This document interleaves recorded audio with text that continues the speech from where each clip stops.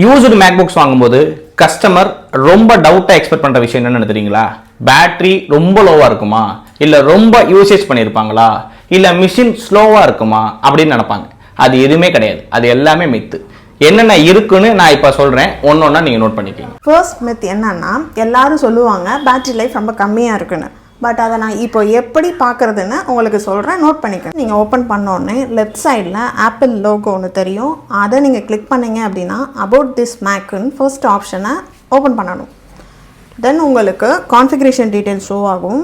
அதுக்கு கீழே more information அப்படின்ற விஷயத்த நீங்கள் கிளிக் பண்ணி கீழே ஸ்க்ரோல் பண்ணிங்கன்னா சிஸ்டம் ரிப்போர்ட் அப்படின்னு உங்களுக்கு டீட்டெயில்ஸ் ஷோ ஆகும். அதை ஓப்பன் பண்ணுங்கள்.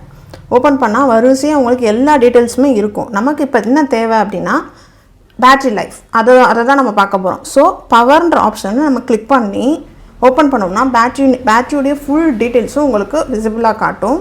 ஸோ அதில் நம்ம இப்போ முக்கியமாக பார்க்க போகிறது 3 விஷயம். First one cycle count.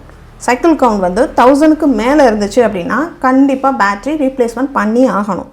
இல்லை 1000க்குள்ளே தான் இருக்குது அப்படின்னா தேவையில்லை. Second one condition. நார்மலாக இருந்தால் பிரச்சனை இல்லை.